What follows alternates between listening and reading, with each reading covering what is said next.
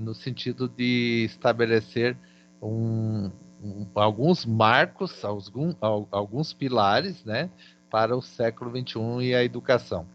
E aí a relação positiva, vou estar falando sobre essa disciplina positiva, né? E a relação positiva, que é a relação professor-aluno, especialmente a relação sujeitos da aprendizagem, sujeitos no campo educacional, né?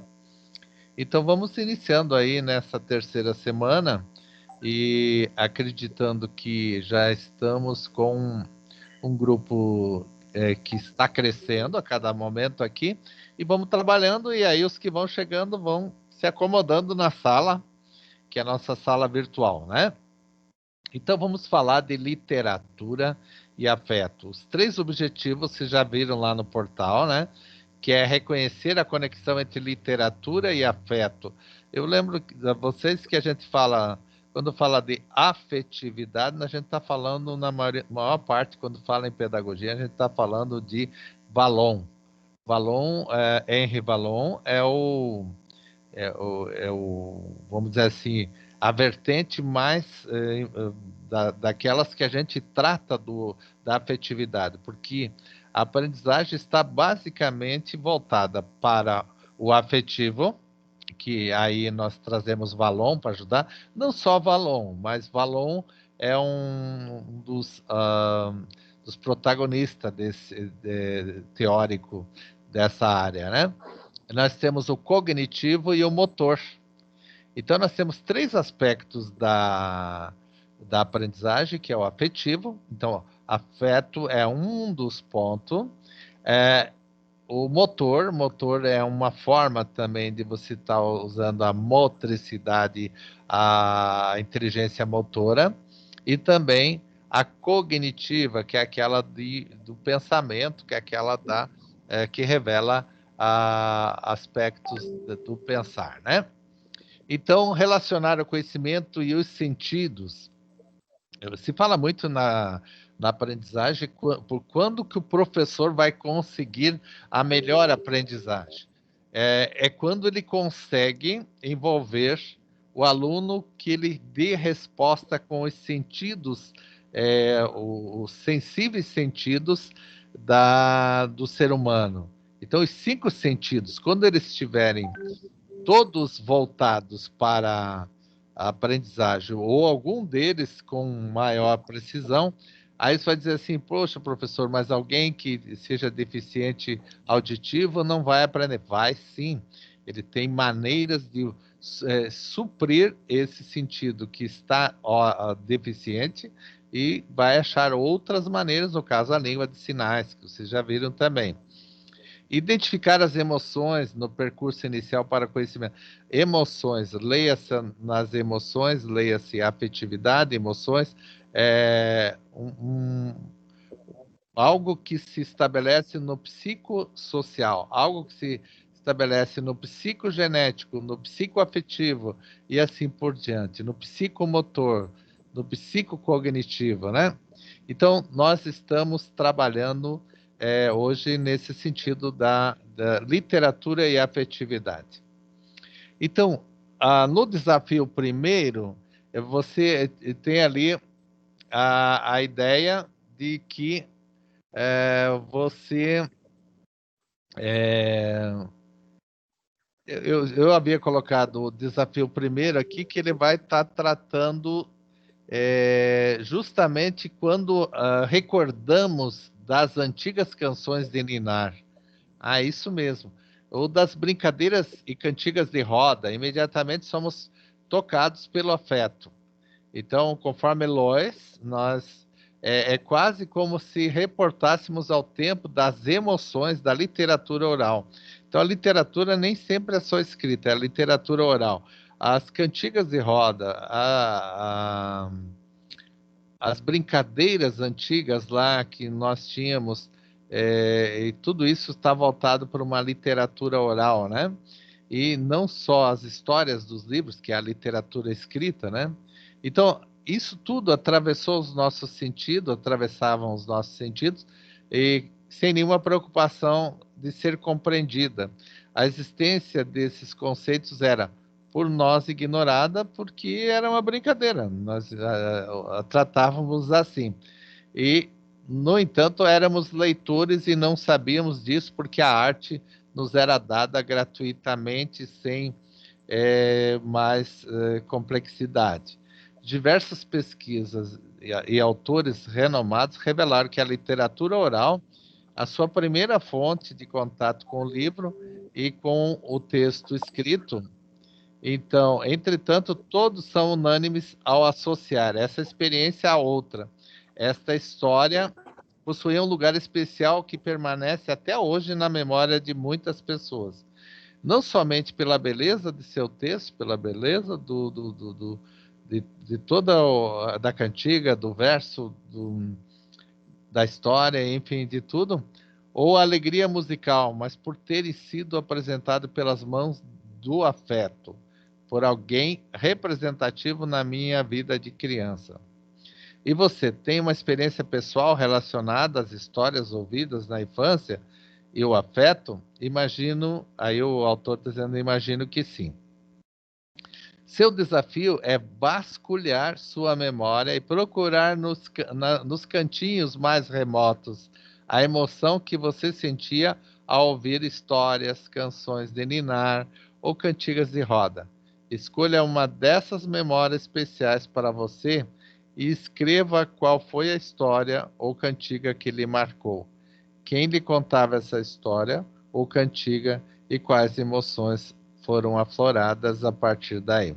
Então, gente, é muito simples você escrever essa história ou cantiga, o que lhe marcou, quem contava e quais emoções você teve lá aflorada, né?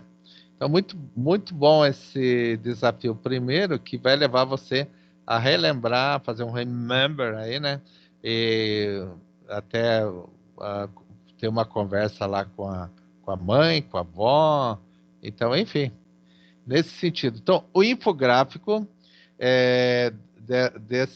dessa primeira unidade vai tratar exatamente a literatura da vida, que chama-se a imaginação do leitor. Sendo assim, a leitura se constitui de formas variadas, de acordo com emoções a cada pessoa, na idade, o meio sociocultural no qual vivemos. O mesmo livro pode ser lido por uma criança, um adolescente, um adulto, um idoso, apresentando assim diversificações, formas de compreensão, o que tem muito a ver com os sentimentos e experiência de vida de um determinado tempo. Então, a grande incidência de imagens, elementos psicológicos, contido nas obras infanto-juvenis, porque eles são obras ilustradas, abre espaço para identificação, abre espaço para representatividade e para repensar seu lugar no mundo. Quantas obras clássicas da literatura infanto-juvenil, muitas fazem parte do imaginário até hoje, né? E influenciando escritores de gerações atuais. Veja no infográfico, então, quais são essas obras que mais famosas, né, que atravessam geração e estão presentes na vida de tanta gente, né? Então, aqui citando, então, dentre tantas obras ali, O Pequeno Príncipe de Antoine de Saint-Exupéry, né?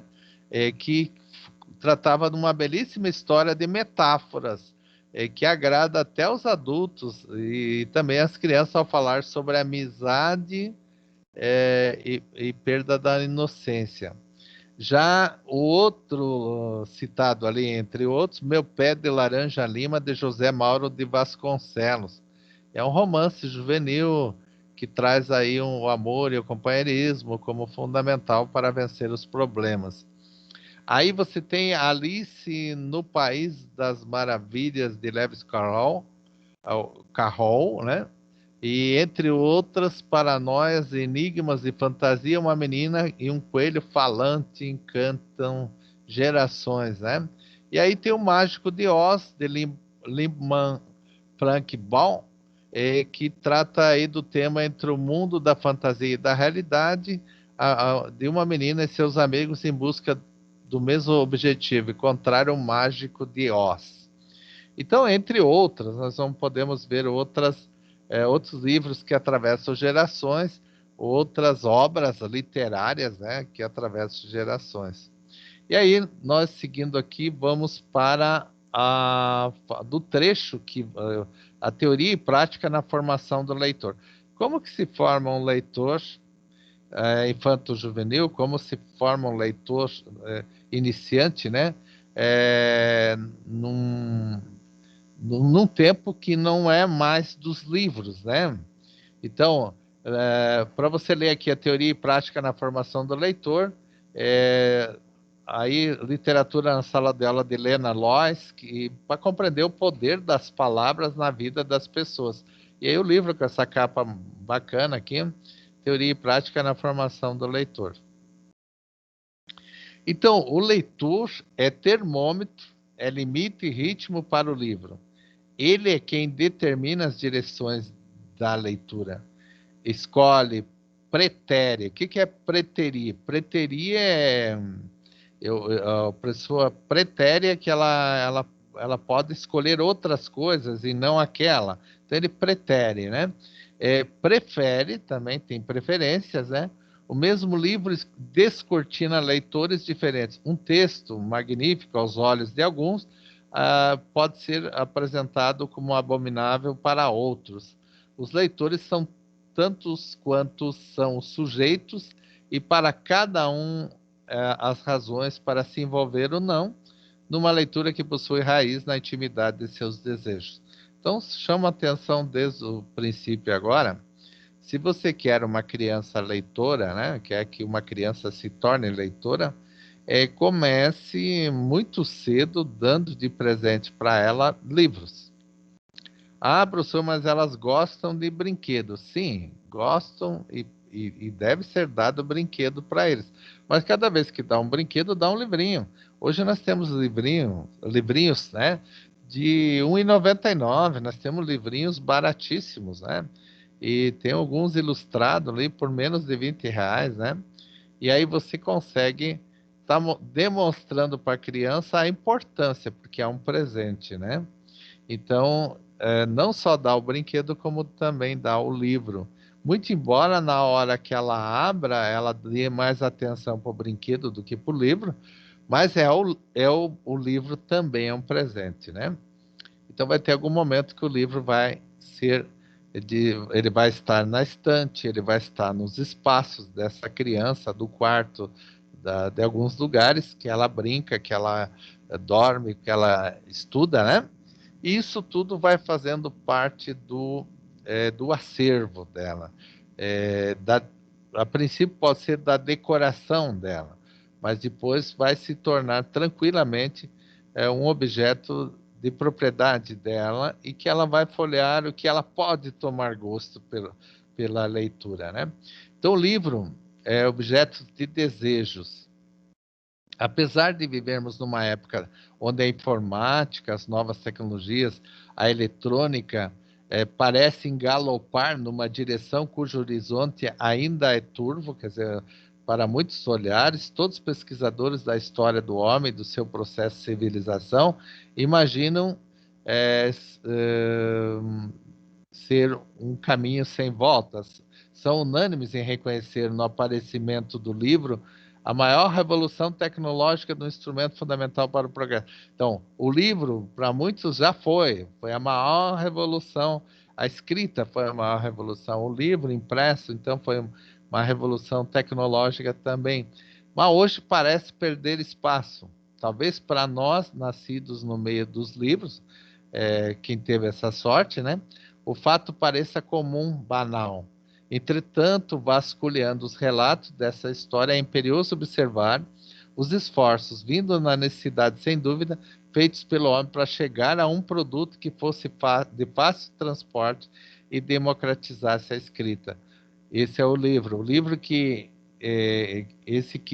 que convive diariamente conosco em prateleiras, em bibliotecas, em livrarias, continua sendo a apresentação viva da passagem do homem para uma etapa de evolução que vai organizando a organização que determinou para sempre sua condição de ser da cultura.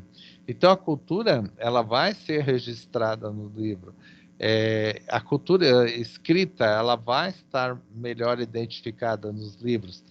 E assim o livro passou, e ainda para muitos hoje, é objeto de desejo. Em muitas sociedades que não têm o computador ainda, o livro é o melhor objeto ainda de poder buscar lá nele o conhecimento ou a cultura que se deseja, o tema que se deseja, né? E, então aqui tem uma pequena história dizendo, certa vez um garoto de 8 anos, em Graxate, entrou numa biblioteca pública infanto-juvenil e, pasmado na sala de literatura, ele disse que queria aprender a ler para ler tudo o que estava naqueles livros. O objeto, livro, exercia sobre esse menino uma forma de atração física. Não sei o que houve em seu processo de alfabetização, se é que ele existiu, será que a alfabetização existiu, mas vez por outra ele recebia notícias sobre suas visitas à biblioteca. Como num ritual de leitor, ele colocava a sua caixa de trabalho no chão, a caixa de engraxate, lavava as mãos sujas de graxa, escolhia 2 ou 3 livros, sentava-se à mesa, folheava, lia ao seu modo e ia embora. Então, aí a pergunta que se faz muitas vezes uma criança ainda não sabe ler, está folheando o livro, está olhando figura, e as pessoas vão perguntar se está lendo. Daí alguém vai dizer, mas nem sabe ler. Não, tem que dizer, está lendo, o que você está entendendo aí, o que você está vendo aí, o que você está lendo aí, né? E tudo mais, porque o sentido maior é que lá tem algo, lá escreve sobre algo. E essa razão de descoberta é a razão mais, vamos dizer assim, atraente possível, que atrai o sujeito para a descoberta, para um mundo a ser descoberto, né? Então, lá na biblioteca se pressupunha por esse menino engraxate que havia um mundo a ser desvelado, um mundo a ser descoberto. Jorge Luiz Borges, magnífico escritor argentino, afirmou que, dos diversos instrumentos do homem, o mais assombroso é, sem dúvida, o livro. O mais assombroso. Os demais são extensões do seu corpo. O microscópio, o telescópio, são extensões de sua vista. O telefone é uma extensão de sua voz. O arado e a espada de seu braço. Mas o livro é outra coisa. Um livro é a extensão de memória, da imaginação, do conhecimento, da cultura. Então, Borges, 1999, que falava sobre o Borges, né? O Borges, escritor argentino, né? E que focou essa ideia de falar da diferenciação do livro. Tudo que foi criado pelo homem é para seu bem-estar, é para auxiliar, ser instrumento, ser extensão do corpo, etc. e tal. Tudo é para facilitar, qualificar a vida humana, né? Mas o livro aqui ele diz que é muito mais do que isso, é uma extensão da memória. O que deveria ser guardado só na cabeça ficou lá no livro, que pode se recorrer a qualquer momento. Então, ambiente com livros difere muito do ambiente sem livros. E como que é isso? Então, muita gente está usando hoje o livro mais como decorativo, poucos leem, né? Mas continua ainda sendo um ambiente com livros, um lugar que se pressupõe a cultura preservada. É difícil não nos sentirmos bem-vindos numa sala com livros, seja numa biblioteca, seja num templo do livro ou numa residência. Os livros são anfitriões que se dividem entre serem objetos de arte e veículo de saber e memória. Então, a ideia do livro, nós temos que valorizar, enquanto professores, enquanto pessoas que querem ingressar, que estão no magistério, a ideia é estabelecer uma relação com a criança em relação ao livro. Eu ainda no último ano que eu trabalhava com fundamental, o que eu fazia durante cada bimestre era dado para os alunos destaques presente, né? Então, nesses presentes, incluía-se um livro, né? Ah, mas todos os livrinhos que eu dava, os mais caros, acho que era 3, 4, 5 reais. Então, muito interessante. Sempre que a gente encontrava livros baratinhos, fazia uma compra grande lá para ter sempre. E quando o aluno, de repente, às vezes nem era nem destaque, às vezes aquele aluno com maior dificuldade, ele fazia alguma coisa diferente que ele conquistou e aí mereceu naquele dia um elogio, e aí vem com isso também um presente que era o livro, né?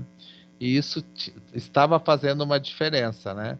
Muitos deles estavam lendo, estavam trocando para ler, estavam anotando, porque foi feito também num período lá, a fichinha da leitura dos livros que eu já li. Então ele fazia uma fichinha, dizia quem escreveu esse livro, qual o título do livro, e que data ele leu.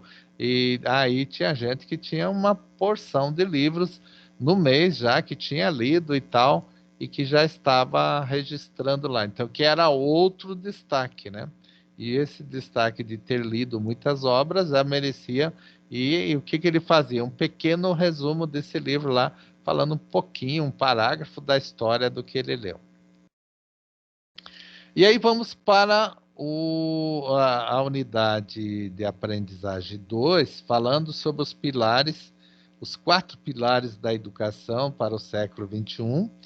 E, como eu falei para vocês, é baseado em Delors. Delors, o nome do autor é Jacques Delors, né? Então, o que o Jacques Delors, né, vai trazer para nós, explicando esses 4 pilares na educação? É importante dizer que o século XX já foi um século que chamou atenção pela necessidade de avançar na educação. O século XXI não estamos mais tratando de julgar se é necessário, se é importante. Nós já estamos chamando o século do conhecimento, o século da tecnologia, o século do desenvolvimento humano numa esfera, vamos dizer assim, acima de uma perspectiva natural até, né? Que o ser humano seria aquele que ia se encontrar com o conhecimento, com a inteligência artificial, com a tecnologia digital, e é isso que está acontecendo, né? Mas especialmente que ele tinha que aprender alguns aspectos dessa vida. Então, nesses 4 pilares, vocês vão ver 4 pilares de aprendizagem fundamental, que o primeiro é aprender a conhecer. Então, esse é um pilar. O outro, aprender a fazer. Não basta aprender a conhecer, mas tem que aprender a fazer. E o outro, aprender a viver juntos. Nós estamos vivendo um tempo de pandemia que é para viver do distanciamento, né? Mas o objetivo aqui desse pilar, aprender a viver juntos, aprender a viver em sociedade.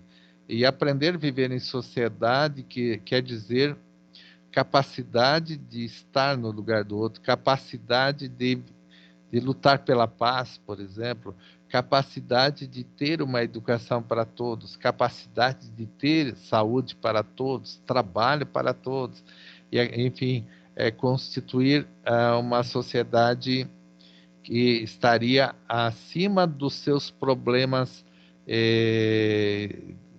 das suas situações e problemas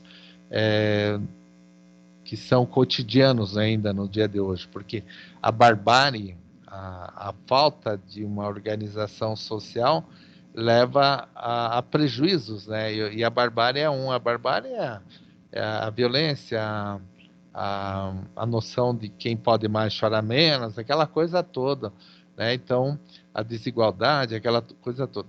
E aí o último pilar, aprender a ser. Eu vou falar depois sobre cada um deles. Aprender a ser. Então, tem gente que, no momento algum, vai dizer assim, aprender a ter. Não. Parece que muita gente quer aprender ter, né? Mas aqui é aprender ser. A ser, como a gente sempre fala, o ser humano, ele tem que ser, né?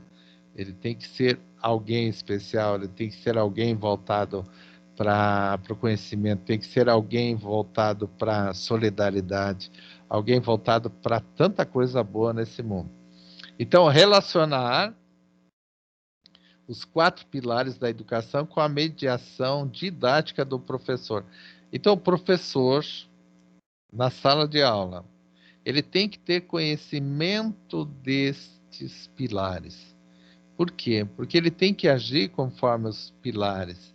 E essa mediação didática que ele vai exercer é no maior sentido de dizer, é um professor voltado para um sujeito da aprendizagem.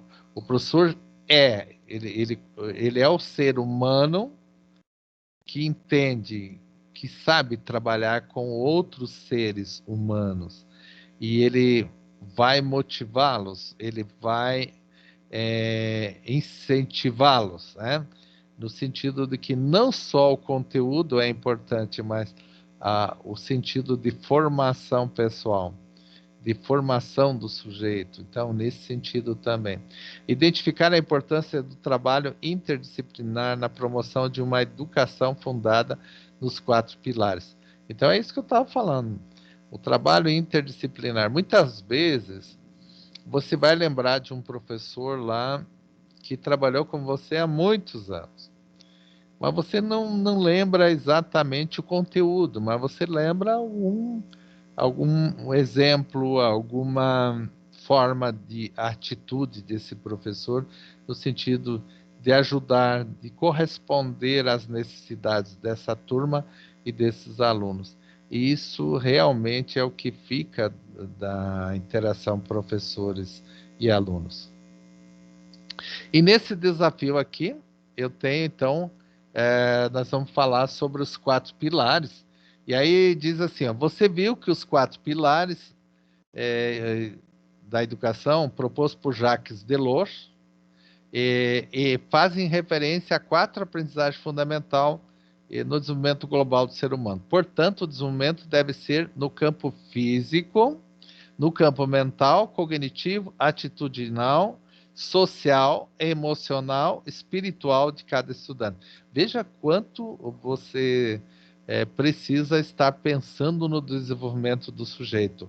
Quando o Piaget fala do desenvolvimento por etapas, os estágios de desenvolvimento humano, ele vai estar pensando na formação de um sujeito integral. Também o próprio Vallon, que nós vamos ver, vai estar trabalhando a questão da afetividade, passando por etapas, por estágios, né? Porque aí entra o social, o emocional, enfim, para cada estudante você vai ter que trabalhar os aspectos da aprendizagem para além do conteúdo, né? Então, dessa forma, as diretrizes trazidas pelos 4 pilares apontam o aprendizado e a memorização dos conhecimentos construídos pela humanidade ao longo da história, e isso são importantes, mas, por vezes, insuficientes para a construção de uma sociedade justa, solidária, pacífica e autossustentável. Então, às vezes só o conteúdo, às vezes só o conhecimento didático, pedagógico, ele é pouco para falar de uma formação do sujeito numa perspectiva integral. Portanto, essa mudança de objetivo se deve ao fato da memorização de conteúdos, não é por si só, suficiente para provocar mudanças de maneira como você se relaciona consigo mesmo, com as outras pessoas e os cenários que cercam a gente. Veja o caso da aprendizagem sobre a saúde corporal. Então veja lá nesse desafio, né? Na escola, as informações sobre relação entre saúde e alimentação começam desde a educação infantil, seguido pelo ensino fundamental e médio. Então, a criança deve ser educada para a saúde e alimentação. Também entraria aí desde a educação infantil, né? Além disso, fora da escola é possível acessar essas informações em livros, em revista, programa de televisão, filmes, sites, aplicativos de computador e celular. Agora, por último, mas apesar de tanto conhecimento disponível da grande incidência de doenças crônicas causadas pela alimentação inadequada, como, por exemplo, a diabetes, a hipertensão, a obesidade, apenas uma pequena parcela da população muda seus hábitos alimentares. Então, todo mundo sabe o que faz mal e o que faz bem, ou a maioria que se informa, né? Porém, nós vamos entender que tudo isso é conteúdo, tudo isso é repassado, mas é preciso e necessário acrescentar mais do que só entender esses aspectos do perigo da alimentação inadequada. Então, pensando nessa situação, o problema está colocado ali. Como você sugere que sejam organizados os objetivos de aprendizagem sobre a relação entre alimentação e saúde? Ó, esse tema. Com a finalidade de estimular mudanças de hábitos alimentares para melhorar a saúde, utilize os 4 pilares da educação para elaborar sua sugestão de objetivos para a aprendizagem secundária. Vai usar o aprender a conhecer, aprender a fazer, aprender a viver juntos e aprender a ser. Então, quando se vai tratar lá, você pode tratar de cada um. Aprender a conhecer, por exemplo, você vai estar relacionado com a motivação, a necessidade do aprendizado. Então, como é que seriam a alimentação adequada para um corpo saudável? Então, aprender a conhecer o que são alimentos saudáveis, que são hábitos alimentares saudáveis, né? E quais os benefícios da boa alimentação? Então, você aprender a conhecer sobre esse aspecto. Aprender a fazer oficinas culinárias. Eu quero aprender a fazer um prato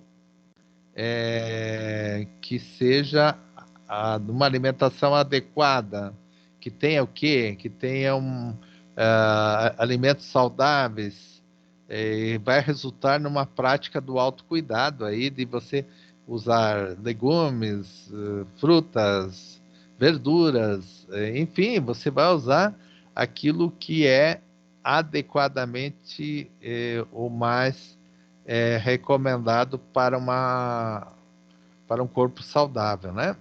E aprender a viver juntos. Aí entra a empatia, o respeito, entra aí tudo aquilo que é o zelo pela saúde sua e dos outros, e aquela e aprender a ser aí entraria como a pessoa saudável, ela é produtiva, ela é capacitada para aprender, para trabalhar, para desenvolver, para mostrar o melhor em relação à saúde, ela vai ter mais qualidade de vida, enfim, é nesse sentido que vocês vão trabalhar aí. E agora o infográfico aqui mostrando para vocês, então, nesse infográfico aqui, os 4 pilares, né?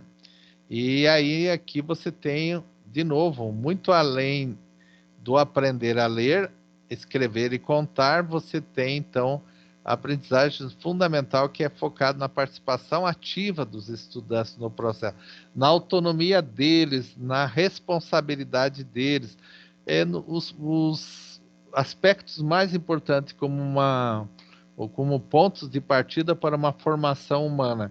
Então, a escola, a educação escolar, desde a educação infantil até o médio, até o superior, ele deve estar voltado para quê? Para uma formação integral, para uma formação humana integral. Uma formação para quê? Para o seu currículo e para a vida, especialmente para a vida. As pessoas não vão para a escola num lugar onde que nem sempre é o lugar mais agradável, talvez seja um lugar para muita gente até chato, mas esse lugar é o lugar para que você teria que ter alguns pontos estratégicos, como os pilares, né? O que você vai aprender a conhecer, o que você vai aprender a fazer e que você vai aprender a conviver, a viver junto com os outros, a aprender a ser melhor, a buscar uma formação individual, a buscar uma formação de uma sociedade que vai ser justa, pacífica e, acima de tudo, que ela possa ser uma sociedade em evolução, pelo conhecimento, pela capacidade de cada sujeito ser melhor, melhor no sentido não de ser melhor que o outro, mas até falando, o melhor seria aquele que mais se solidariza com os outros, que mais exerce um papel de, estar à disposição do outro, né, de construir com os outros e assim por diante. Por isso que o papel aqui dos 4 pilares nesse século XXI é de uma formação integral e de uma formação para uma sociedade diferenciada, onde que o sujeito vai ter um protagonismo pela sua capacidade na questão da formação. Então, seguindo adiante, nós vamos falar sobre o conteúdo, então, falando sobre os 4 pilares, né?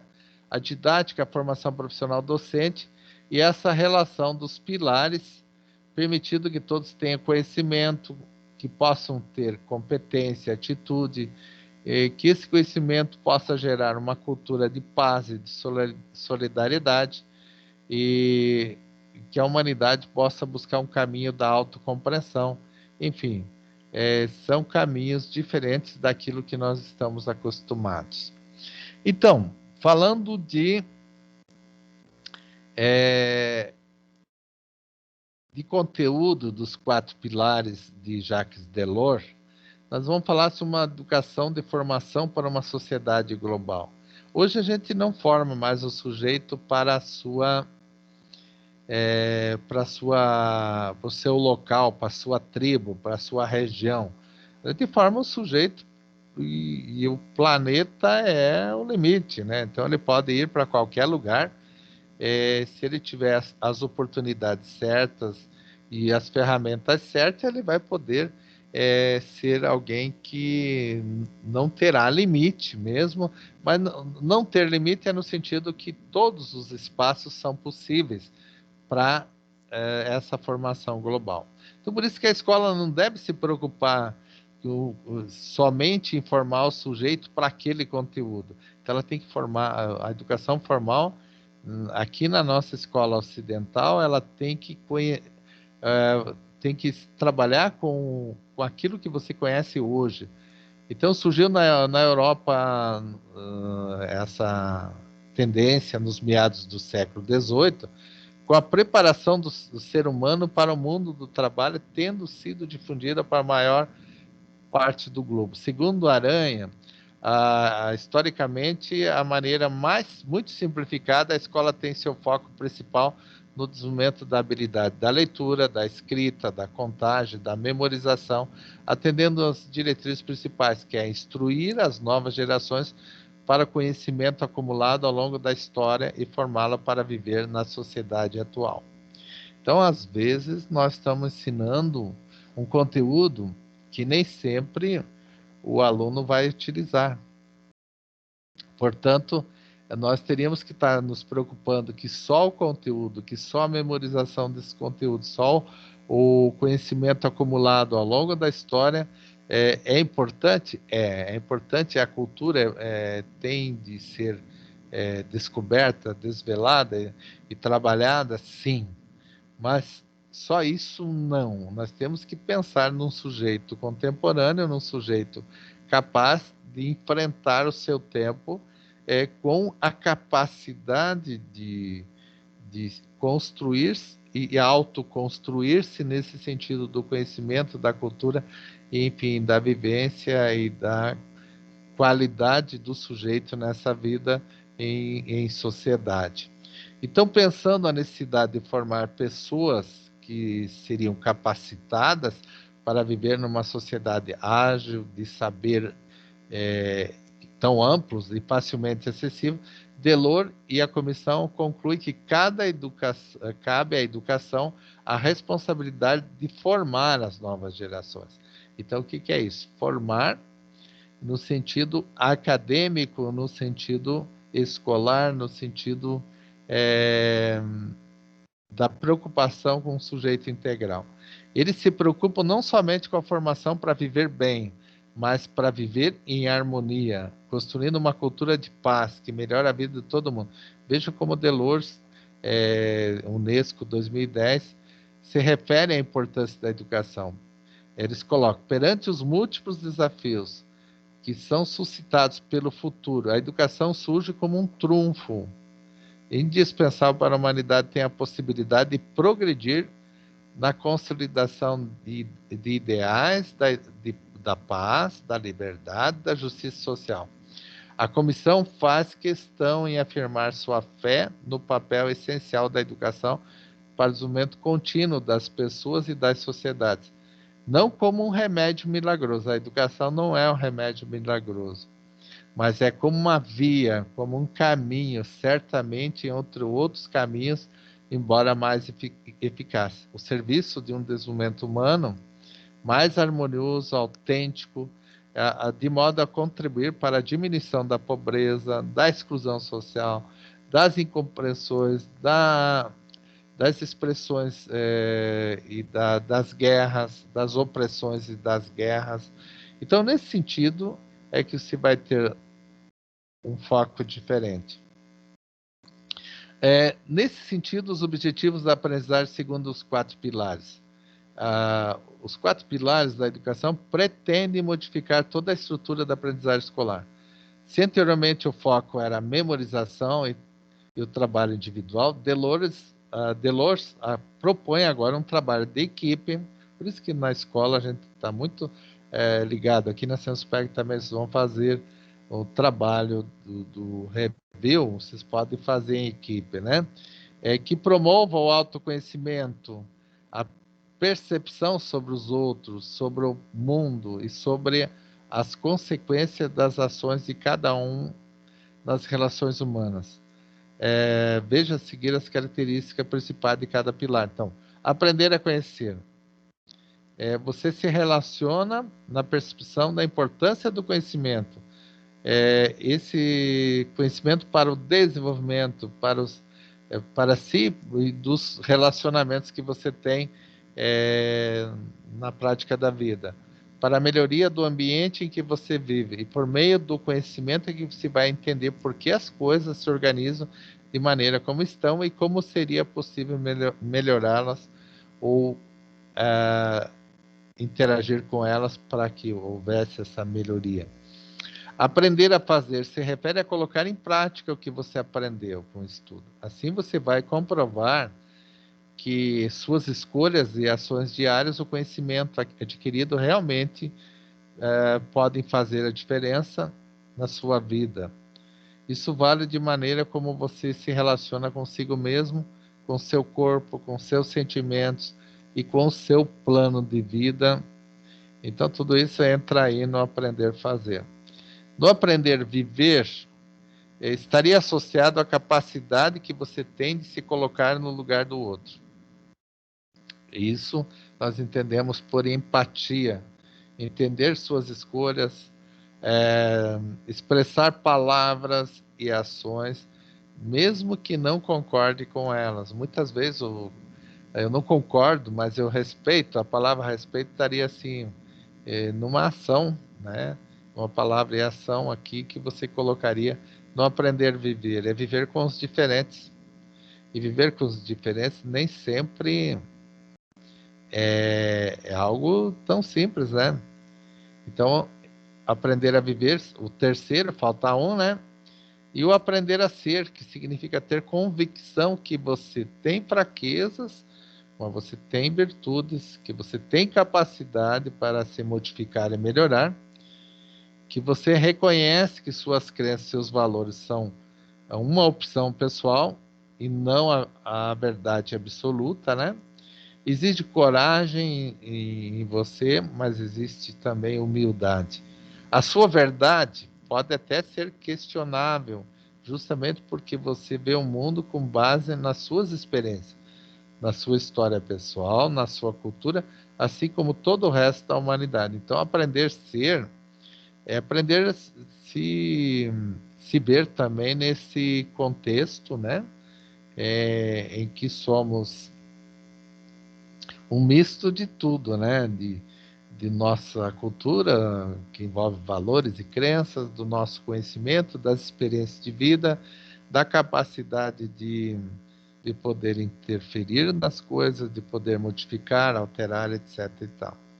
Então, os pilares e a mediação didática do professor, como é que seria?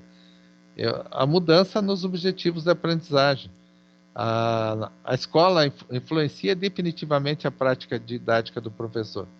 A intenção pedagógica para a mediação, para adaptar metas, e por isso o estilo de aula puramente expositivo cede lugar para um conjunto de estratégias que tem o foco nas ações dos alunos, os quais devem estudar e mostrar seu melhor conhecimento, né, por meio de atitude. Dessa forma, as diretrizes sugeridas por Delors colocam o professor na relação que se desenvolve com cada aluno como peça-chave para o desenvolvimento das aprendizagens.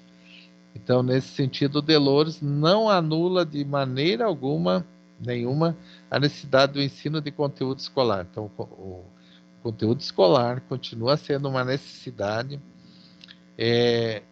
continua na perspectiva da mediação didática do professor, e isso deve provocar uma compreensão desses conteúdos quanto ao uso real, social deles, né?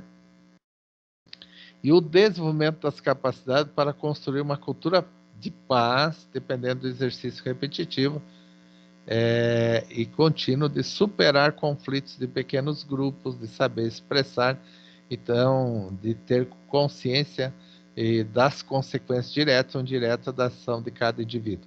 Então, dentro de uma sala de aula, dentro de um espaço coletivo, nós vamos ter lá as diferenças. Muitas vezes o professor, se ele tem uma cultura da paz, ele vai estar lá mediando e harmonizando esses ambientes, muitas vezes onde há briga, há discussões, há agressões verbais, e muitas vezes até a física, né?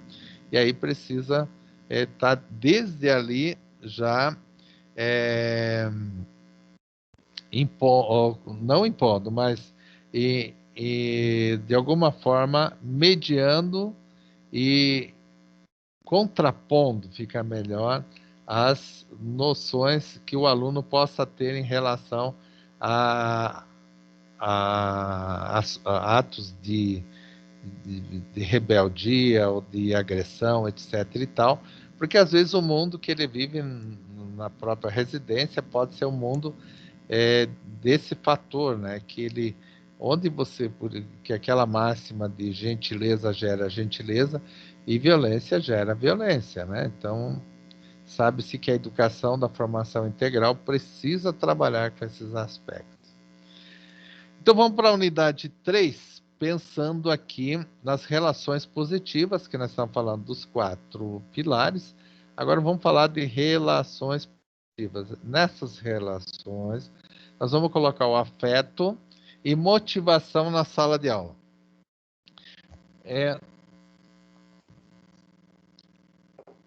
Nós entendemos que as relações positivas nem sempre acontecem na sala de aula. E mesmo na vida, né? Muitas vezes as pessoas têm dificuldade de ter uma relação positiva. Isso vai gerar o afeto, a motivação na sala de aula. O que, que é esse afeto? O que, que é a motivação? Tudo isso vamos tratar agora, né? Reconhecer a importância de aspectos cognitivos, afetivos e sociais, e as contribuições para a prática pedagógica, a teoria das inteligências múltiplas, eu vou estar falando do Howard Gardner, que ele vai estar explicando-se na teoria psicanalítica a partir das inteligências múltiplas, né? Compreender a contribuição dos relacionamentos sala de aula para a aprendizagem dos alunos.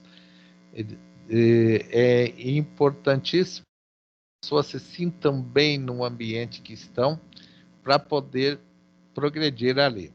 Muitas vezes o aluno não aprende, muitas vezes o aluno tem resistência a aprender, porque ele está num ambiente que ele não considera aquele incentivador, motivador para as atitudes que ele possa ter ali de aprendizagem, especialmente. Retornar as relações positivas, né? Em sala de aula e ações que permitem construí-las. Isso é importante. Então, no desafio das relações positivas, vamos ver o que trata esse. Ele vai colocar. Imagine-se como professor em um início do ano letivo. E aí você tem uma turma de alunos matriculados no 4º ano do ensino fundamental. Você certamente tem como foco construir um relacionamento positivo e de confiança com esse público. E aí vem 2 perguntas. Qual a importância desse tipo de relacionamento para a aprendizagem dos alunos? Então, qual é a importância, né? Quais se poderia utilizar para promover os relacionamentos positivos em sala de aula? Olha, toda a relação, a importância do relacionamento para a aprendizagem dos alunos seriam relações positivas que vai colocar um pacto, um contrato de confiança entre professores e alunos, entre professor e alunos. Para isso precisa criar um clima favorável. E como que seria esse clima favorável? É essencial para a aprendizagem esse clima favorável. É que todos deverão se sentir bem ali. Você vai criar algumas dinâmicas, algo que vai evitar o medo de estar ali, evitar a crítica, de alguma forma, a crítica alheia, aquela que tem gente que se torna, às vezes não expressa, mas fica altamente chateado com uma crítica, né? Então, vai ter que começar a trabalhar esse aspecto da afetividade do sujeito poder se expressar, do sujeito estar num ambiente de cooperação, de afetividade, que ele possa, cada sujeito da aprendizagem possa estar ali num ambiente que ele se sinta único, mas que se sinta alguém capaz de protagonismo no sucesso escolar. Alguém que seja um sujeito que possa contar nesse ambiente com aspectos de alegria de estar ali, que possa haver brincadeiras, que possam haver aspectos que levem o bem-estar do sujeito ali, né? Então, as aprendizagens mais significativas vão acontecer por esse relacionamento baseado nesse aspecto da motivação, no aspecto da cooperação, enfim, aspectos de sentir-se bem, de estar nesse ambiente. Quais estratégias você poderia utilizar ali? Uma estratégia, eu já falei ali em cima, poder utilizar o bom humor da turma. Brincadeiras saudáveis, né? Muito saudável, que leve a espaço também para que todos possam estar bem, né? A acreditar que todos vão aprender, então que todos aprendem no seu tempo e que ninguém sabe mais que ninguém, mas que é, é, todos podem aprender, que todos são capazes. Então, quer dizer, criar uma estima, uma autoestima, né? E, então, você pode estar criando aqui estratégias. Estratégias são pontos que você vai utilizar para melhorar o relacionamento e melhorar, por consequência, a aprendizagem. Aqui no infográfico 3, nós vamos falar aqui sobre o cientista norte-americano Howard Gardner, que ele gerou impacto criando aí na área educacional a teoria das inteligências múltiplas, e isso.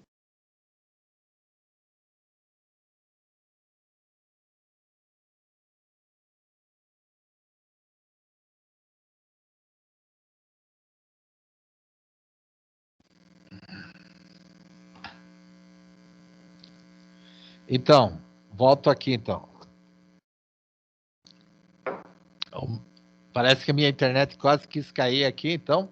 Falando do Gardner, então, as inteligências múltiplas, ele vai colocar, né, no meu slide não está tão bom ali, mas vocês têm lá na unidade 3 da terceira semana as inteligências múltiplas, e a primeira inteligência ali é a inteligência intrapessoal. O que é a inteligência intrapessoal?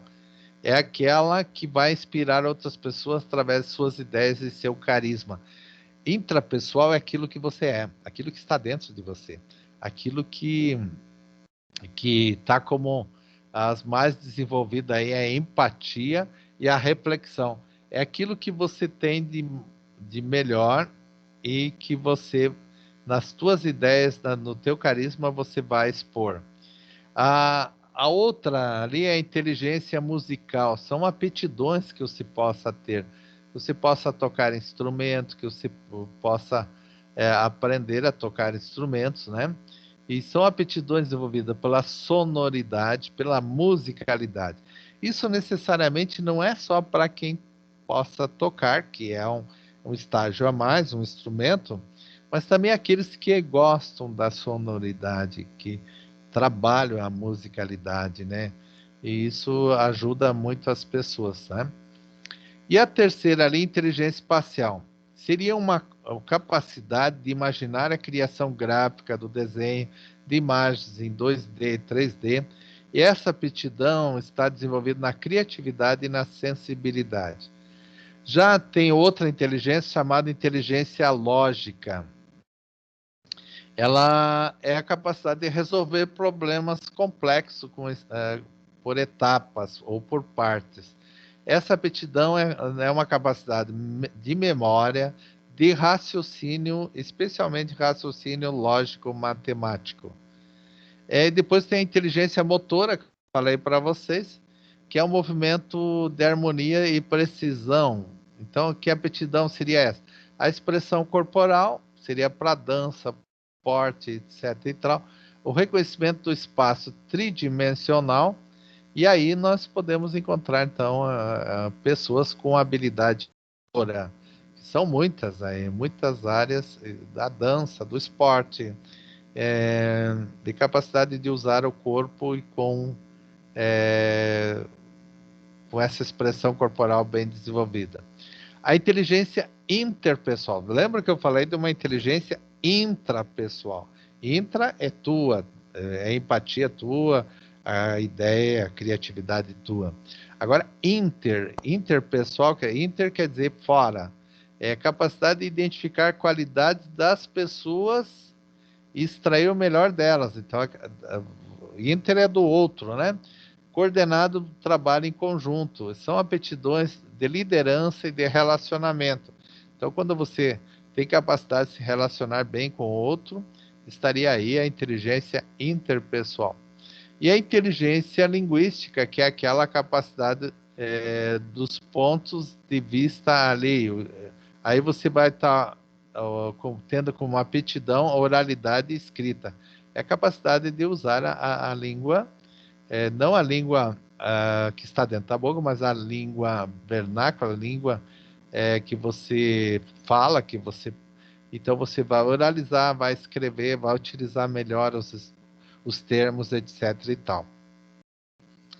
E agora, então, para o livro, né? Vamos ao capítulo do livro, melhor dizendo, os 10 princípios para a aprendizagem visível, educar para o sucesso, aí do John Roth e Clauser. A motivação da sala de aula, ela vai pressupor o desenvolvimento das relações positivas, e nesse capítulo você vai entender a confiança, a aprendizagem nesse ambiente seguro, para cometer erros e aprender com os outros. Então vejam o que acontece na sala de aula. Muitas vezes a gente diz assim que o aluno errou, é criticado o erro.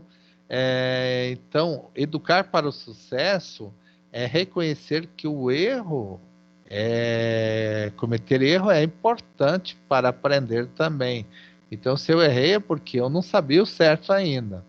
Então, você vai encontrar subsídios, conceitos, práticas aqui nesse capítulo para o fortalecimento do vínculo afetivo.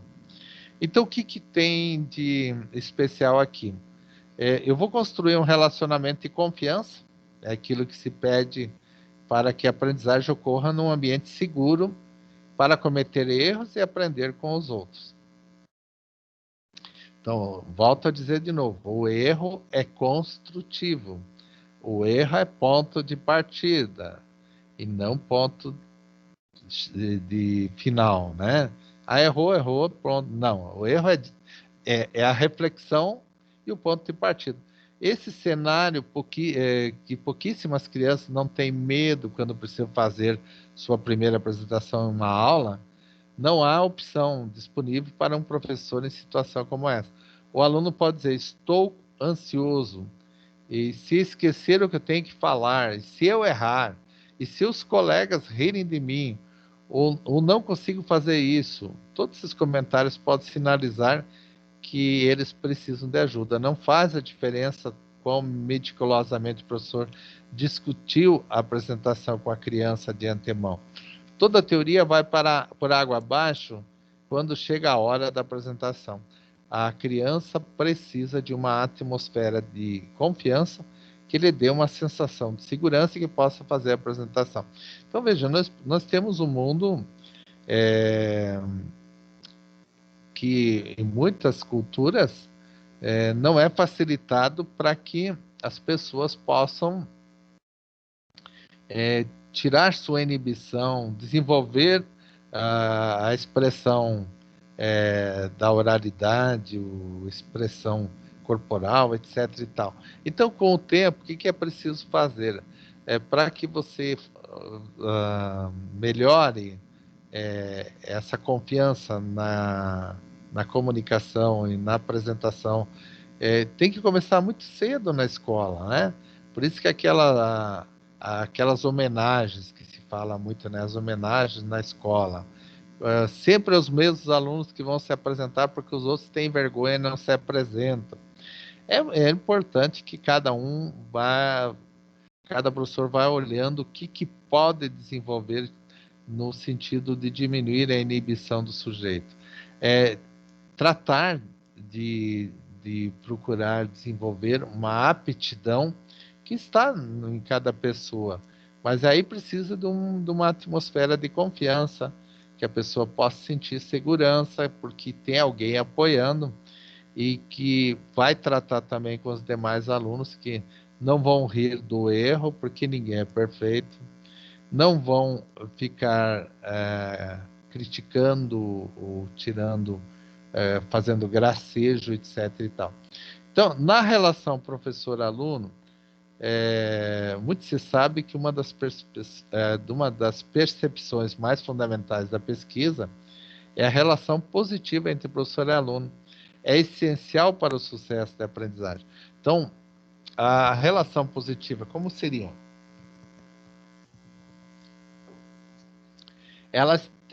pode ter uma condição, quando fala sine qua non, uma condição indispensável, acima de necessário, indispensável da aprendizagem escolar. Por isso, não é de surpreender esse fator alcance um efeito, numa pesquisa que foi feita lá, numa pontuação grande. A importância da relação professor-aluno é inquestionável, sine qua non, é inquestionável. No sentido de manter uma tarefa complexa. Os professores precisam ter uma série de habilidades para criar a atmosfera propícia à aprendizagem. Então, por exemplo, quando o aluno aprende, é porque o professor também ajudou, a professora também ajudou a criar uma atmosfera propícia, criar um ambiente, né? Isso se relaciona com as relações positivas que entre alunos e o professor, também entre os próprios alunos, que não, entre eles tem que haver a cumplicidade, a amizade, a interação, né? Embora haja uma grande variedade de pesquisa em relação ao professor-aluno, o exemplo dos estilos parentais pode servir para ilustrar principais aspectos nesse sentido, como entre os 4 estilos parentais, a eficácia de promover o desenvolvimento da personalidade. A ideia, então, é que o ambiente tem que ser propício, esse ambiente deve ser de uma atmosfera especial, né, para as relações positivas de aprendizagem. Aí tem que ter a redução da ansiedade. A ansiedade pode ajudar. Muita ansiedade pode ser um grande obstáculo, né? Um pouco de ansiedade pode ajudar. Muita ansiedade.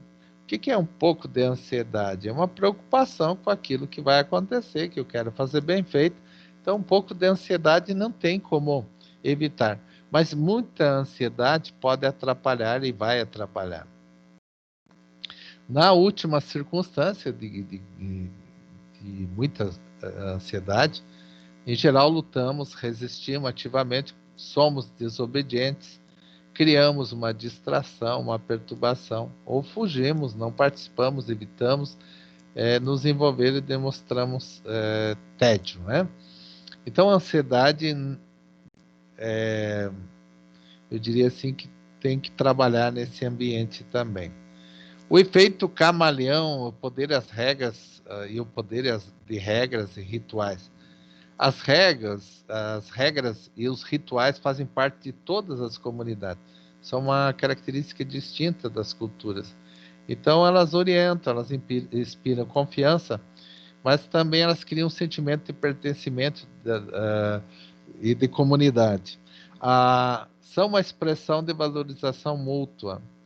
Então, vale a pena criar uma lista de regras e rituais na sala de aula como uma base comum, e pode ter um consistente para fortalecer a relação professor-aluno.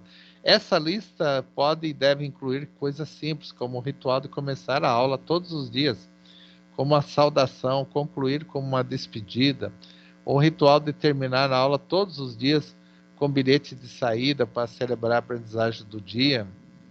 Esse bilhete pode ser solicitado no final da aula para documentar, avaliar a eficácia ou enfatizar o processo de aprendizagem. Quem fala isso é o Fischer e Frey e Farnan. O que eles estão tratando aqui? Na minha sala de aula tinha um contrato didático. O que era o contrato didático?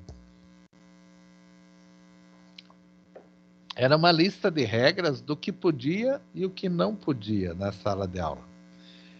Então, o que era possível e o que não era possível, né? Mas no sentido assim, o respeito ao colega. Então, é algo que deve ser uma exigência. Está na regra, está no ritual, está na lista ali, né? Não se ausentar da sala sem pedir licença. É uma coisa simples. Não, na hora de entrada e saída, não sair com algazarra, né? Sair em ordem. Não precisa ser necessariamente uma fila, mas sair em ordem, tranquilo, calmo e tal. Porque muitos já saem da sala, parece-me que querendo, correndo, soqueando, batendo e tal. Não, sair normal, caminhando e tal. Então tinha várias regras lá que, no total, não de muitas regras, né? Mas havia uma lista lá para ser seguido. E todos sabiam. Também tinha lá o que aconteceria se, do não cumprimento das regras, né? Então estava tudo consciente nesse contrato didático e que poderia ser chamado regras e rituais também, né? Por onde começo? Os exemplos descritos nesse capítulo enfatizam a influência e os professores podem ter uma relação de fator crucial dos relacionamentos em sala de aula. Tenha em mente o seguinte aspecto: seu comportamento geral, sua postura, seus gestos, sua expressão facial, seu tom de voz, seu sorriso, seu contato visual. É importante não apenas que o que os professores dizem na sala de aula, mas também como foi, por que dizem, né? Portanto, é importante considerar as repetidas vezes, particularmente em situações difíceis, como você diz e como o que você diz e como diz, né? Então, tudo isso faz parte desse ambiente, né? E aí vem uma máxima que diz assim: uma vez mentiroso, sempre mentiroso. Credibilidade como núcleo de uma relação professor-aluno intacta, né? E no caso impacta também, né? Na maioria das situações, a falta de credibilidade de um líder torna a coexistência humana extremamente difícil. Então, professor é o quê? Um líder, um mediador. A maioria dos alunos diriam que os professores confiáveis são justos em seus julgamentos. Então, se você é um líder, para você ser confiável, você tem que ser justo em seu julgamento. Quer dizer, você não deve falsear esse julgamento. Não, porque aquele aluno lá não fez, mas ele teve a melhor nota. E o outro que fez, que se esforçou, não teve a nota boa. Ou, às vezes, um julgamento de dar razão para alguém. Às vezes, os alunos estão em conflito e eles querem que seja dada a razão para alguém. E como se faz isso? A maneira o juiz sempre é imparcial. Ele vai pelos fatos e ele vai julgar pelos fatos. Então, para procurar ser o mais justo possível. Então, a importância do senso de justiça. E aí você vai considerar muitas vezes um atributo mais desejado que um professor e do que muitos outros atributos. Que são rígidos, simpáticos ou solidários. Outros alunos diriam que os professores confiáveis são sinceros. Isso significa levar os alunos seu trabalho a sério e dar-lhes a devida atenção, mantendo caminhos de aprendizagem abertos, evitando feedback superficial e trabalhando com alunos para ajudá-los a progredir em relação aos critérios de sucesso desejados das aulas. Isso significa não minimizar a importância dos erros ou ignorá-los completamente, mas dando feedback, né? A lista de verificação que vai refletir sobre as questões na próxima vez de planejar sua aula. Faça um balanço das expectativas que você tem em relação aos alunos. Você tem expectativa em relação a cada um deles. Evite atribuições negativas. Não pense que alguém deles já não vai conseguir, que não tem capacidade. Tente manter uma atitude aberta e positiva em relação aos processos de aprendizagem dos alunos. Lembre-se de que todos são capazes de aprender, mesmo que as situações que pareçam algumas situações se pareçam sem esperança. Sempre que você perceber que os alunos estão tentando, mostre seu apreço por seu trabalho e por suas realizações. Cuide a forma de se expressar. Use frases que sinalizem aos alunos que eles podem alcançar o objetivo se tentarem. Ainda não é o melhor que? Não. Dê espaço para humor e alegria em sala de aula. Ria com os alunos. Não seja sempre sério, né? Seja alguém que possa promover esse espaço, no sentido do bom humor, né? O modelo efeito camaleão é o efeito de mudança, né? Certifique de permanecer confiável em seu comportamento, seja honesto sempre, né? Então, você não muda seu comportamento, você procura se manter sempre referência nesse comportamento.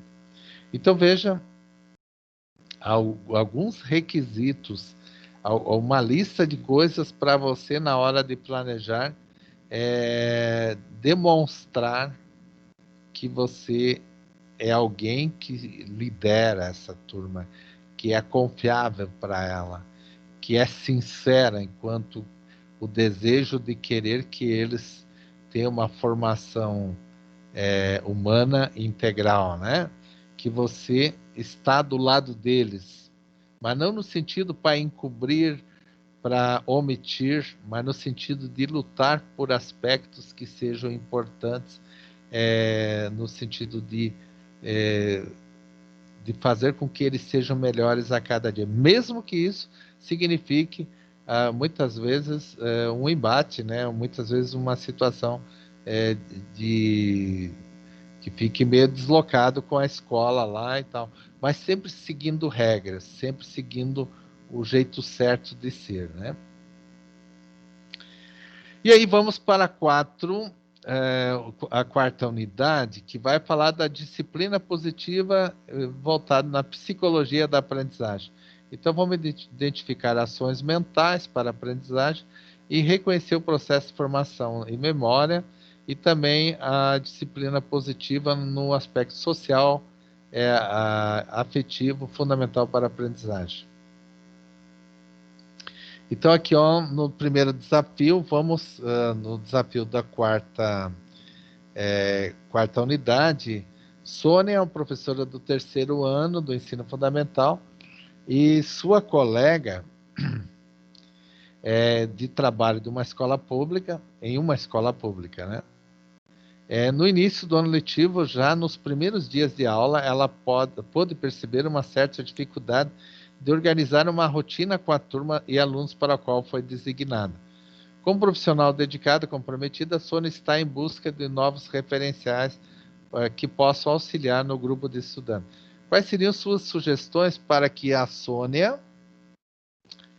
para que essa docente, a Sônia, com base nos pressupostos da disciplina positiva, quais seriam?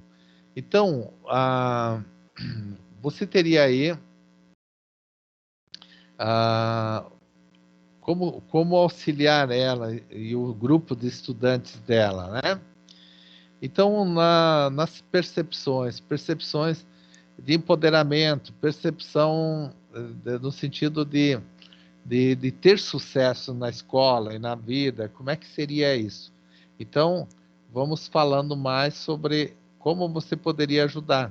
No infográfico, você poderá conhecer um pouco mais sobre ações mentais. E aqui escutamos algo que desperta a nossa curiosidade. Isso se funde em outras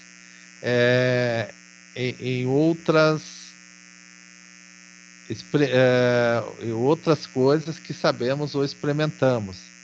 Então, a ideia de que o empoderamento na sala, na aprendizagem, na vida, é preciso ser envolvido para cada sujeito. Então, na disciplina positiva, o modelo de encorajamento, nós vamos estar falando o que isso na sala de aula implica para você estar respondendo lá o teu desafio também. Então, a disciplina positiva, uma criança precisa de encorajamento. Então, isso você já pode colocar lá. Encorajamento para uma planta, igual uma criança precisa ser encorajada, igual uma planta precisa de água. É essencial para o crescimento, para o desenvolvimento saudável da criança. E da planta também, né? A disciplina positiva é uma abordagem diferente. Imagine um trem tentando chegar ao seu destino em apenas um trilho. Isso não é possível. O trem precisa de 2 trilhos, assim como nossas escolas. O primeiro trilho é o acadêmico. O que é o acadêmico da escola? É o conteúdo, é as atividades baseadas naquela área do conhecimento. E o segundo trilho é o desenvolvimento socioemocional. Então, a criança, quando vem para a escola, ela não vem só com a cabeça pensada cognitivamente para o conteúdo. Ela vem inteira. Ela pode estar com fome, ela pode estar com frio, ela pode estar triste, ela pode estar.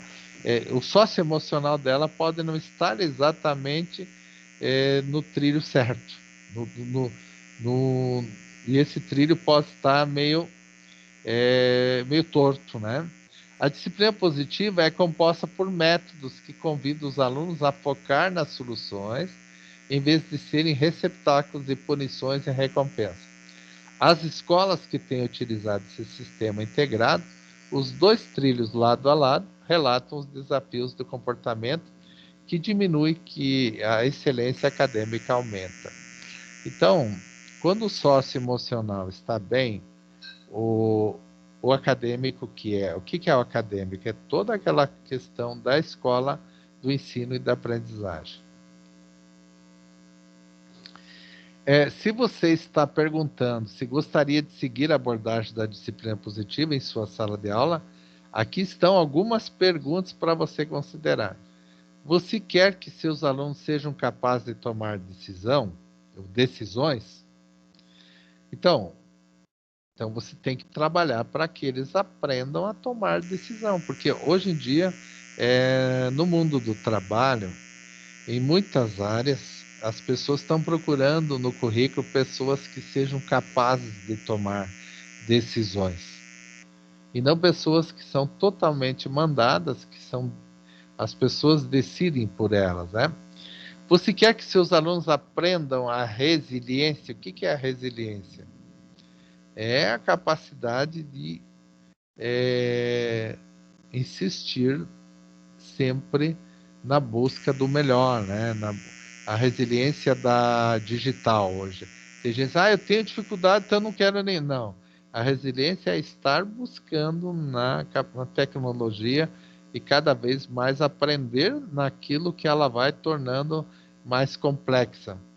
Você quer que seus alunos aprendam a responsabilidade, a habilidade de resposta? Então você vai ensinar como ser responsável. Você vai atribuir algumas tarefas que vão exigir responsabilidade. Você quer que seus alunos aprendam a cooperação? Você vai ter que utilizar aspectos na atividade pedagógica e na atividade do dia a dia escolar, aspectos que aprendam e que sugerem aprender a cooperação. Se você quer que seus alunos aprendam a habilidade de escuta, gente, tem muita gente que não sabe escutar, e principalmente o aluno, um quer falar mais do que o outro, mais alto que o outro. Tem famílias que é assim, a criança quer falar mais alto que os pais, aquela coisa toda. Então tem que aprender a escutar e a falar no tempo certo. Como é que vai desenvolver essa habilidade? Lá na escola é possível fazer isso. Se você quer que seus alunos aprendam a ter autocontrole, o autocontrole é algo que você deve ensinar também. Você lembra ali que tinha um videozinho que as mães deixavam para a criança de 2, 3 anos, um chocolate na frente dela, ao alcance dela, e dizia assim: olha, vou deixar esse aqui, mas você não pode comer porque a mamãe vai lá no banheiro. Espera a mamãe voltar para você comer. E a criança olhava para aquele chocolate. Então, o autocontrole está aí, né? E aí pensava no que foi dito, né? Que era para esperar a mamãe voltar, né? Então, enfim, o autocontrole você pode trabalhar de diversas formas no esporte, no jogo, no lúdico, etc e tal. Você quer que seus alunos fiquem confortáveis ao assumir a responsabilidade. Então, isso é um trabalho também de se sentir bem quando assume com responsabilidade, né?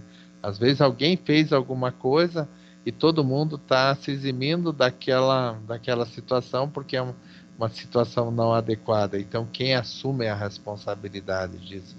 Você quer proporcionar um fórum no qual os outros possam dizer como eles foram afetados pelo comportamento agressivo?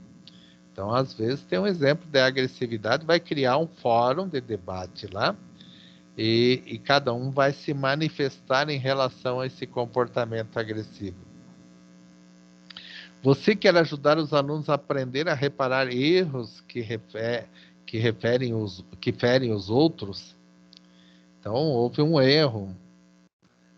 Como tentar reparar esse erro, né? Você quer uma sala de aula na qual os alunos estão aprendendo as qualidades e pontos fortes para desenvolver o bom caráter? Então não adianta, hoje em dia nós falamos assim, os políticos são ladrões, né? Os políticos fazem isso. É, às vezes os cidadãos também cometem erro, vamos dizer assim, foge da multa, um dá sinal para o outro para fugir da multa do guarda. Então, isso é corrupção também. Nós falamos de corrupção lá em cima. E com os alunos, muitas vezes há uma forma de eles ali ter um desenvolvimento do bom caráter, ensinando situações que ocorre na sala de aula, pontuando ali já, às vezes acontece de sumir algo de alguém, e alguém se apropriou indevidamente, ou emprestou sem ordem, aquela coisa toda. Ali é o momento de alguém empurrou alguém que bateu, que se machucou. Então, como é que seria eu desenvolver esse bom caráter? Como é que essa pessoa ia se retratar? Enfim, uma série de coisas que você pode, na sala de aula, usar os alunos incentivando a gostar e aprender, no sentido maior da disciplina positiva em sala de aula. Porque nós falamos de disciplina, muitas vezes a disciplina ela não é propícia para a aprendizagem. Por que ela não é? Porque ela vai sempre condenar a pessoa que cometeu o erro, mas não faz nada para que os outros aprendam com aquele erro. Então, e nem é motivo quando alguém erra para escrachar a pessoa para torná-la inferior. Mas é nesse sentido de construir a partir do erro, a partir das ações negativas, criar uma positividade de aprendizagem, né? E de desenvolvimento e formação humana integral. Porque aí você teria a possibilidade de ver esse sujeito um dia, ou logo, logo, na sua vida, replicando aquilo que ele aprende na escola, na sua vida, na sociedade.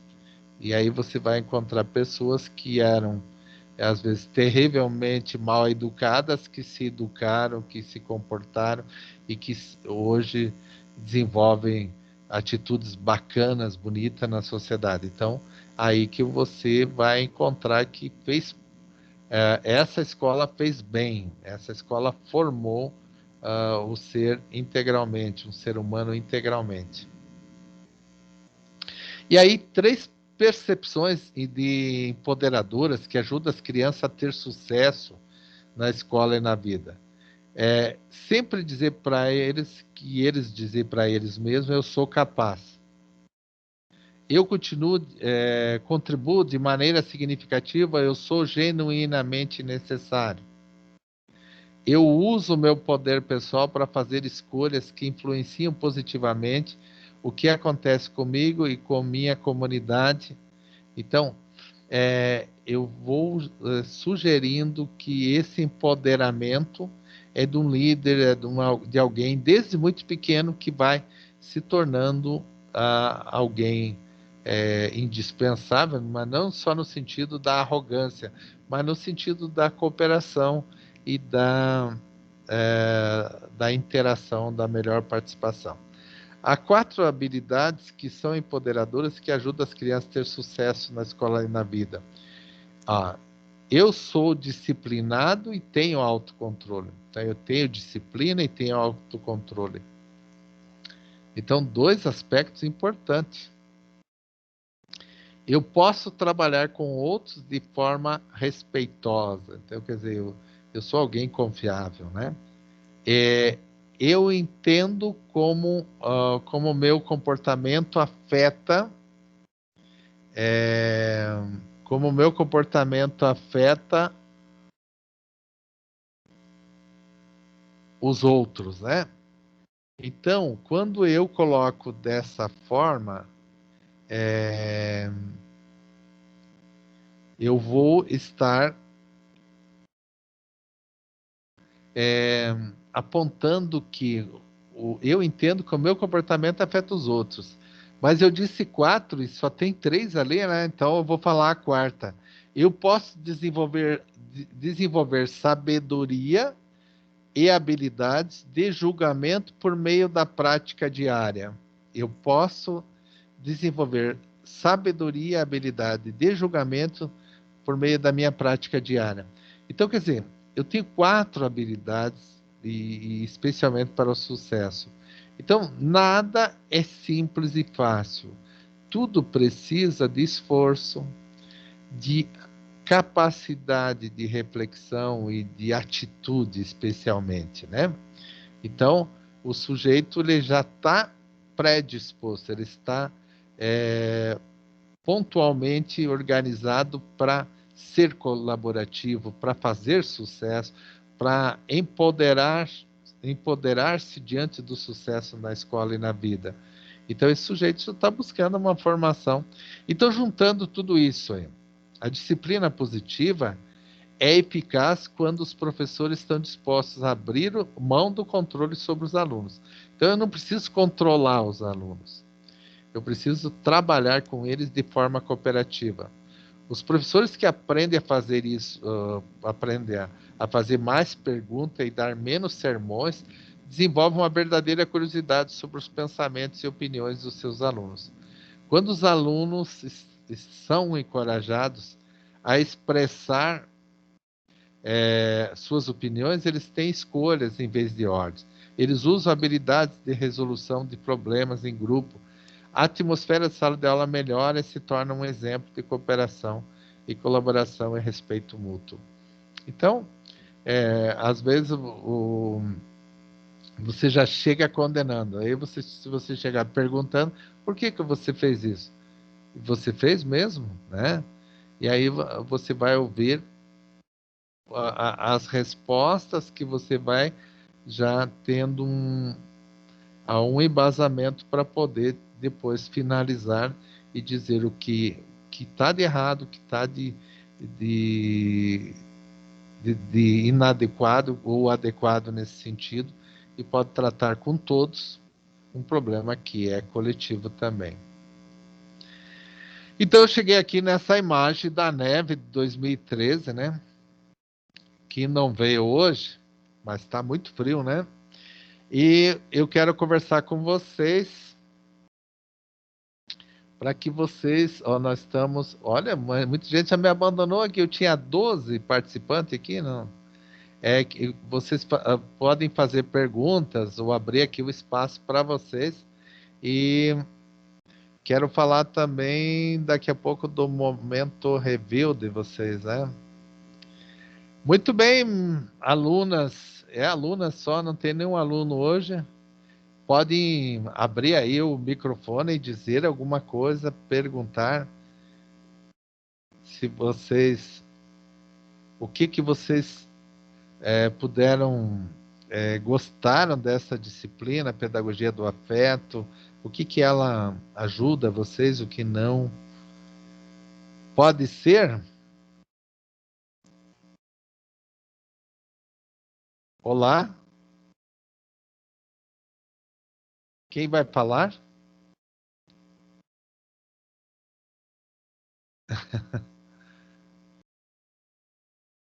Aí, pessoal, o que vocês poderiam me dizer aí, tá? Vamos lá? Vamos começar por quem aqui?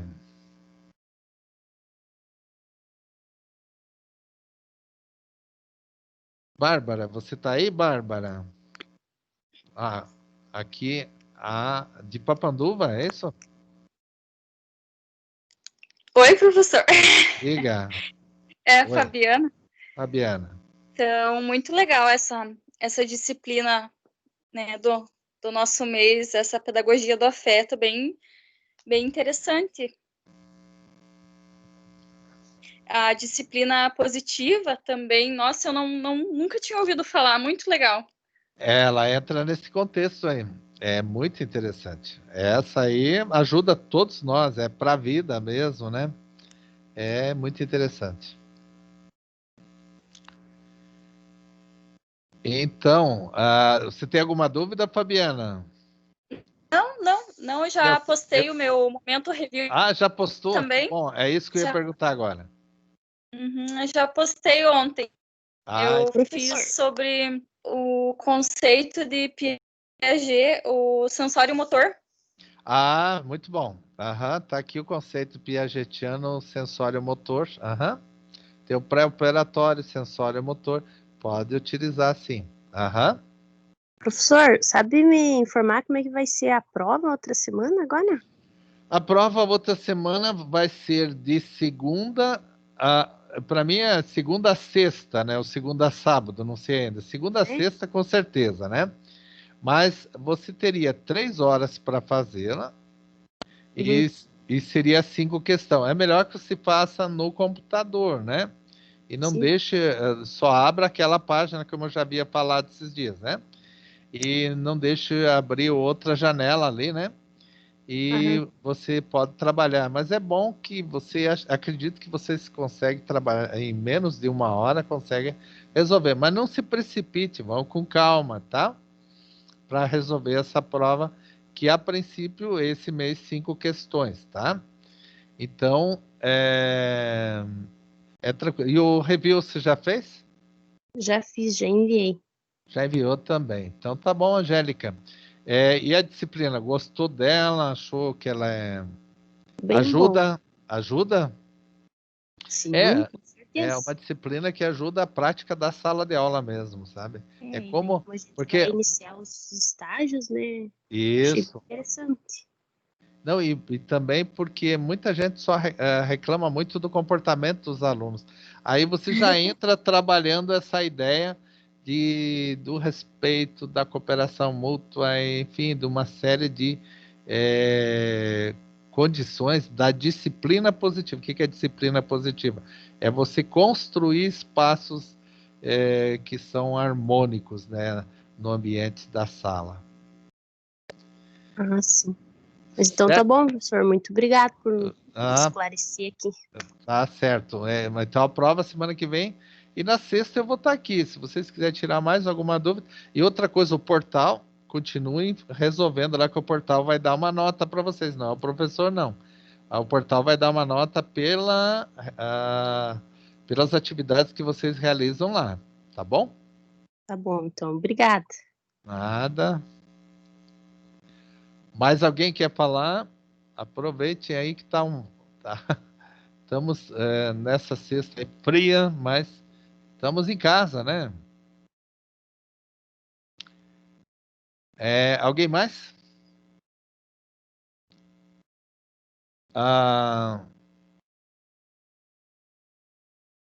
De Canoinhas, quem quer falar? Angélica é de Canoinhas ou é da onde? Canoinhas! Canoinhas, já falou a Fabiana de Papanduva. Quem mais quer falar? Olha, Professor, eu só estou com uma dúvida na questão dos cursos nas notas complementares. Os cursos que a gente tem que fazer só pode ser de 20 horas ou pode ser a mais? pode ser mais. se você fizer mais, vamos dizer assim, ó, você já cadastrou algum curso da atividade complementar, não? Já cadastrei Já no tem portal? cadastrado? Você pode Eu já cadastrar. cadastrei algum curso. Você pode cadastrar de mais de 20. Aí lá ele vai fazer a tua uma crítica lá. Uma crítica não é no sentido de vai te criticar. Ele vai fazer uma análise, melhor dizendo, uma análise, e daí ele vai utilizar tantas horas, mas depois você pode utilizar o mesmo para outras horas que vão sobrar, né? Mas Uhum, você pode colocar 20, pode colocar 30, e aí você vai vendo o que vai ser utilizado, tá? ok. Tá certo? Leandra de Papanduva, né? Isso. Aham. E o review já postou? Já postei. Então tá certo. É só isso, Leandra. E na questão assim dos estágios, a gente vai ter que fazer tudo via online, né? A princípio, sim. Distância, tá? Apresentação, A princípio, planejamento. a não ser que volte no normal, mas por enquanto não tem perspectiva disso. Então vocês têm de ir solicitar numa escola que aceite vocês, e aí vocês teriam um trabalho, na maioria online, em função dos decretos de agora, né? Que vocês estão impedidos, e mesmo que a escola não está funcionando também presencial, ela está funcionando online, né? Uhum. Então, E no nesse caso, sentido, a gente vai planejar o nosso planejamento, sim, deixar vocês e vão. mandar para a escola, se a escola aceitar. Na verdade, você vai solicitar para realizar nessa escola esse estágio, né? Uhum. E daí a escola, uma vez aceitou, aí você vai fazer as interações online com eles, e enfim, nessa autorização vai estar escrito, então, o que vai ocorrer, né? Em que tempo vai ocorrer, tá bom? Então, vocês, lá na orientação desse estágio, né? Dessa residência, vai estar colocando a cada passo lá, cada momento lá, para vocês poder seguir, tá? Uhum. Ok, obrigada. De nada. Mais alguém quer falar? Oi, professor. Oi, quem fala é Vilma. É a Isso? Vilma. Né? Eu tenho magistério. Eu tenho como incluir nos meus cursos? Tem como incluir. Uhum. Você tem teus cursos que você fez, a validade deles, acredito eu que é do ano passado, acho que até do início ali você vai poder usar. Uhum. Eu terminei ano passado. Acho que você vai poder usar. Aí essa orientação, e daí a Miriam vai estar sendo mais pontual com você ali, que eu não tenho esses dados aqui, mas você pode usar, pode, tá? Então tá. Mais alguma coisa, Vilma? Já postou o Momento Review? Vou postar amanhã, não consegui terminar hoje, eu vou Tá terminar bom. amanhã. Você tem prazo até amanhã de novo, 11h55, tá bom? Então tá, obrigada. A disciplina gostou dela? Gostei. É, Nossa, muito. então tá bom. E mais alguém quer falar?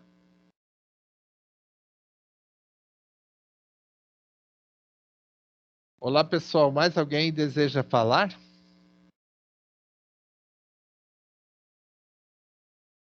Então, se ninguém mais quer falar, eu quero colocar o seguinte: desejar para vocês um bom final de semana, se cuide por aí. Esse friozinho está propício para ficar em casa, né? E que tudo corra bem, que a semana que vem vocês possam poder interagir com essa avaliação. Não fiquem ansiosos, né? Apenas o necessário, né? Só para poder estar atento e focar no assunto.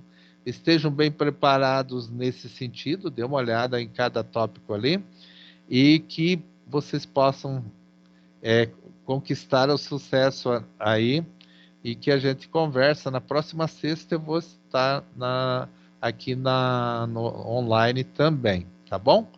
Então, uma boa noite, bom final de semana, que tudo corra bem, que vocês sejam protegidos com as bênçãos divinas aí, tá bom? Boa noite. Boa noite, professor. Boa noite. Boa noite, professor. Boa noite, Rosângela. Boa noite, professor. Bom final de semana. Boa noite, Angélica. Boa noite, professores. Boa noite, Fabiana. Professor, só mais uma dúvida. Por que será que o meu chat fica desabilitado nas reuniões? Você tem que talvez por causa do link. No próximo link você coloque o teu nome, aí ele vai ficar normal. Porque você está como usuário desconhecido, talvez você está num link normal e você tem você está com 2 disciplinas, não? Não, é só de estágio e as nossas aulas. E talvez, então, agora no link você pode habilitar, né? Na próxima vez já entra e habilite ali, que daí vai ficar normal. Tá certo? É que quando eu entro, ele entra automático, sabe, professor? Ele não pede nem meu nome, sabe? Ele entra automático, que quando eu abri a conta no Teams, só ele pediu o meu nome. Daí ele entra automático, assim, no link, eu não sei daí como habilitar. Eu acredito que talvez seja por causa do link que ele ficou desconhecido, mas normalmente é para ficar normal, assim, sem nenhuma alteração. Mas tudo bem, de alguma forma, se você conseguir habilitar na próxima, senão, depois você fala, a gente já sabe que é você. Então tá bom. Então, boa noite. Bom final de semana, igualmente, tudo de bom. Tchau.